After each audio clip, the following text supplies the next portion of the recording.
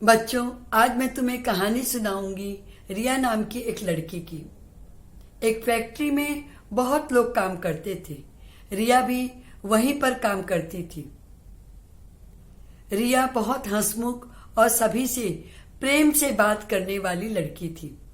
रिया का काम था फैक्ट्री का हिसाब किताब देखना, अकाउंट्स संभालना। यहाँ पर एक कमरे में पुराने हिसाब की पुरानी फाइल्स रखी रहती थी। एक दिन रिया को इस कमरे में आना पड़ा। उसने चाबी से दरवाजा खोला और अंदर आ गई।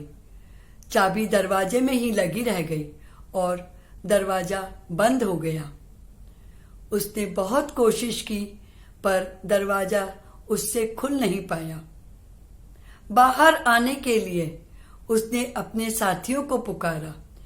इस समय उसके हाथ में मोबाइल भी नहीं था। उसकी आवाज बाहर तक कोई सुन नहीं पाया। थोड़ी ही देर में 5 बजे सभी अपने घर चले गए। रिया ने सोचा, अब तो मुझे पूरी रात यहीं पर बितानी पड़ेगी। अचानक उसे दरवाजे खुलने की आवाज आई। देखा, सामने चौकीदार काका खड़े हैं। वो बहुत खुश हुई। उसने पूछा, काका आप यहाँ कैसे? आपका तो यहाँ पर कोई काम नहीं रहता है। चौकीदार काका ने कहा, बेटा तुम 2 वर्षों से यहाँ काम कर रही हो। मैं 30 वर्षों से यहाँ नौकरी कर रहा हूँ। यहाँ पर कभी कोई मेरी तरफ ध्यान नहीं देता है, परंतु तुम रोज सुबह मुझे नमस्ते कहती हो और पूछती हो, काका आप कैसे हो। शाम को जाते वक्त तुम बाय कहती हो, बोलती हो कल फिर मिलेंगे। मुझे तुम्हारे शाम के बाय का इंतजार था। सब चले गए पर तुम मुझे दिखाई नहीं दी। मैं समझ गया तुम अंदर ही हो।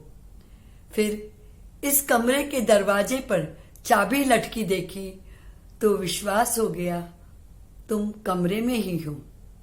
बच्चों, रिया ने अपने बोली और अपने स्वभाव से काका के दिल में जगह बना ली थी। यह कहानी हमें बताती है कि हमें सभी के साथ विनम्रता से, पोलाइटली, प्यार से और आदर के साथ बात करनी चाहिए।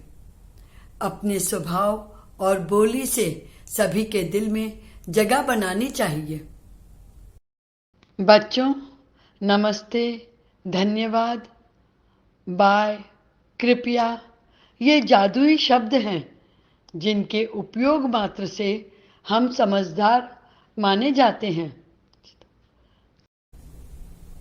बच्चों, तुमने मेरी कहानी को एंजॉय किया है तो लाइक करें, अपने दोस्तों से इसे शेयर करें और मेरे चैनल को सब्सक्राइब करना नहीं भूलें।